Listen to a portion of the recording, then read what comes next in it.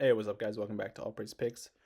Today we're looking at the Christmas Chimney Challenge that I started yesterday, but unfortunately, the one of the legs of the parlay did not hit, so we're restarting the Chimney Challenge.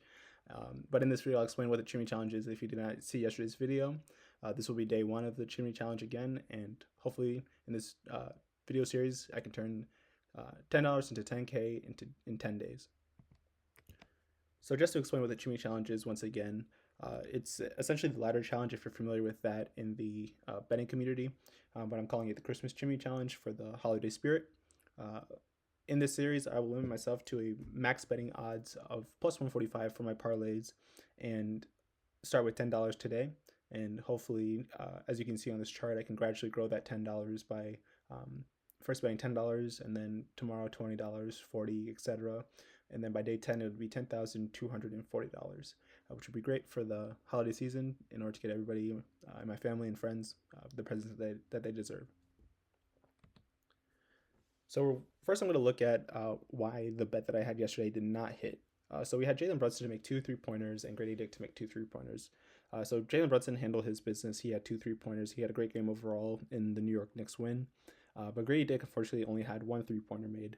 And then I also had Joe Burrow to have 2 passing touchdowns in his game versus the Cowboys on Monday Night Football, and he had 3 passing touchdowns in a win. So 2 out of the 3 plays were pretty good calls, and I do think that the Grady Dick call for 2 3-pointers was a pretty good call. But in watching the video film of the game, I think I realized why I should not have bet on him. So I brought these still images in to show you why exactly I should not have bet on him. So this was with 1 minute left in the fourth quarter of the game. At this point, Grady Dick had 7 points and was, I believe, 1 for 5 from the 3-point line. So in this first image on the left side, you can see that in this circle, this is Grady shooting the ball, and he's pretty wide open. And the Knicks currently have a 108 to 106 lead in the game. So if he makes his shot, the Raptors are going to be up with less than a minute left in the game. But ultimately, he bricks it. And I'm just like, completely bricks it wide open.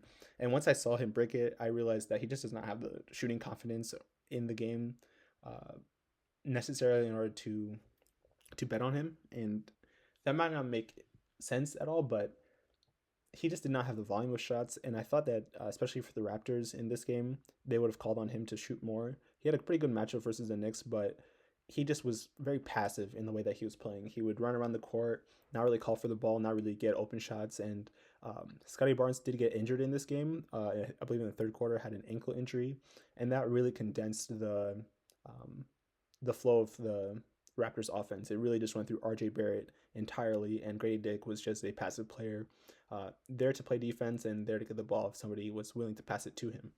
So in this shot at 1:15, he luckily got the ball and would have cashed the 2 made 3-pointers if he made it, but he bricked it.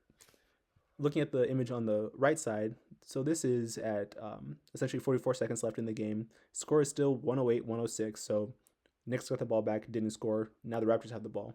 And if you can see in this like condensed pile right here, that's RJ Barrett. He's getting quadruple covered right now, and in the circle you can see Grady Dick wide open at 3-point line. Any basketball player would be smart enough to pass the ball to the wide open shooter in the corner or like at the top of the wing. You know, it's just something that it's just basketball knowledge. But when it comes to RJ Barrett, he is a ball hog. And granted, this was against his former team. He did have 30 points in this game, and he actually did make this layup, but it wasn't the smart basketball play. And I think I realized that when betting on teams that have losing records, they're going to make losing plays. And Toronto ultimately tied the game with this one, but didn't score again.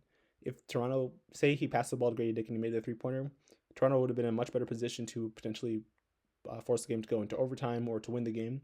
But RJ Barrett took over, went into quadruple coverage, made the layup. I'll give him props for that. He made the layup, but that only tied the game and allowed Karl-Anthony Towns to take over the game in the last 40 seconds of the game and allowed the Knicks to win. If you guys want to see what Karl-Anthony Towns did in those last 40 seconds, just look up the highlights on YouTube. But ultimately, I realized don't bet on players on losing teams that don't have winning mindsets. And Grady Dick, he may be a great player in his own right. Never met him. Don't really care to meet him, to be honest. But this made me realize, okay, for this Chimney Challenge, I'm only going to bet on players that are either studs in their own rights. And even if they have a bad game, I'll just die by the sword of like, okay, a top 10 player in the NBA just had a bad game. it is what it is. But if I bet on a top 100 player and he's probably not even within the top 100 of the NBA, and he has a bad game, it just is like it doesn't really make any sense when there's so many other better plays, especially in this Knicks and Raptors game that I could have included in the parlay in order for the Chim Challenge to work. I did go 3-1 in my NBA parlays for this specific game, so I did have a lot of good plays in my research and do feel confident in my research overall. But this was something that I realized that, especially with the challenge that is over consecutive days, it's important to realize that you need to bet on consistent players. So this is the first parlay that I have for today's Chimney Challenge, and because there are two NBA games on at different times, I think that I could hopefully be able to move through day one and day two in just today's video. So this is the first parlay starting at $10 once again at plus 115. I have Giannis to score 25 points. I provided more detail in my specific video for this game that you guys can see if you want more detail. But essentially, Giannis has just been balling out versus the Magic. The Magic do not have their two best players, Paolo Banchero and Franz Wagner, in this one. And Giannis has scored over 30 points in the last 3 games versus the Magic, even with those players in the game. I think there's a clear size advantage for Giannis in this one, and he should be able to get 25 points off of layups, mid-rangers, and as well as from the free throw line. Even though he isn't the best free throw shooter, I think that he'll just have a lot of attempts in this one and could get over 25 points. I also like Damian Lillard to have over 2 made 3-pointers in this game. He shot the ball from 3-point range very well lately, and he has over 2 3-pointers in his last 10 games. And I do think that this matchup, while he will have Jalen Suggs guarding him, and Jalen Suggs is a decent defender in his own right, I do think that Dame will be able to get open shots and should be able to make at least 2 3-pointers in this one. I also have the Bucks first half money line as the last leg of this parlay. I think that the Bucks, playing at home in their first NBA Cup game after getting eliminated, I believe by the Pacers last season, will come out with a increased intensity, and that intensity will be shown in the first 2 quarters of this game. The Bucks have a tendency of falling behind in the last 2 quarters of the game, and I just trust them more in the first half to be able to at least be leading the game by halftime. But at plus 115, if you invest 1 unit on this parlay and do the Chimney Challenge with me, you'll have a return of 115%. And in the next parlay that I show you guys, I'll use $20 of that to gradually move up I guess down the chimney, but up the ladder. But yeah. So this is the next parlay that I have, and I do have 2 parlays from this game. I'm waiting on news on whether PJ Washington will be playing in this one. He is listed questionable with an illness, so it is kind of hard to tell what that illness is and how it'll affect his game. But looking at this parlay, I made this parlay if he does not play, and then in the next one I show you guys, it is if he does play. But I'll have to wait until probably like around the 3rd quarter of the Bucks game to know if he does play or not. So I do have Luka Doncic to score over 20 points and have 7 rebounds in this game. Without PJ Washington, I'm not really worried about Luka not being able to score the ball. I think that he would be able to drop at least 30 or 40 in this game, especially if he has a shot going early. But I do like his rebounds because PJ Washington is a pretty good rebounder, and with Luka guarding Lou Dort on the weak side, I think that he would be the one most likely to get the rebounds, as well as Klay Thompson to some extent. But I just trust Luka Doncic to get over 7 rebounds rather than trusting Klay Thompson, who can hang around the 3-point line throughout the entire game. I also like Kyrie Irving to have 15 points and 3 assists in this one. So without PJ Washington, I think that the top 2 scorers on the Mavericks will have to be the ones to score the ball. I do like Klay Thompson to get over his 3-point line for this game, but I just trust Kyrie more, and I think that he can do it from a multitude of different ways. And even if he does start the game off slow and is facilitating, he could get the 3 assists that I have here and then get 15 points in the 3rd and 4th quarter. I also like SGA to score 25 points, similar to Luka and Kyrie. He's just a great scorer overall, and without PG Washington, who would be the best defender on SGA, he should have a good time offensively and should be able to score 25.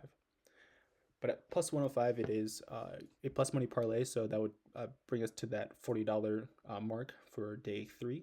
And this is the next parlay that I have for you guys. So this is the one that I would play if PJ Washington does play. So I do have Luka to have 20 points, but instead of taking his 7 rebounds, I took him to have 2 3-pointers. And those two go hand in hand. I think that if PJ Washington does play, Luka will have more improved offensive efficiency from the 3 point line and should be able to make at least 2 3 pointers. I also like Kelly Thompson to score 10 points. Similar to Luca, he'll have more spacing on the floor with PJ Washington on the floor, and he'll be able to either get it from the 3 point line or through driving layups and from the free throw line. He did have a bad game versus the Thunder in his last game, but I think it's more so just because they didn't have as much continuity with the Mavericks team overall, and that was earlier on in the season. So I do think that in this game he'll bounce back and score 10 points. And then I also have SGA to record 5 assists. So with PG Washington guarding him, if he does play, I think that the ball will be forced out of SGA's hands, and he'll be more of a facilitator earlier on in the game, and he should be able to get 5 assists by passing the ball to the likes of Jalen Williams and Isaiah Hartenstein. So at plus 110, this parlay, similar to the other one, will get us to that $40 mark. And I'm just waiting to hear on the news on if Washington does play or if there's a minute restriction if he does play, and then I'll decide accordingly. But I appreciate you guys for watching. Just doing this for the holiday spirit. So regardless of whatever holiday you guys celebrate around this time of the year, just be sure to give all praise to the Most High. And I appreciate you guys for watching. Stay tuned for more videos coming out later this week on the NBA and NFL. And until next time, peace.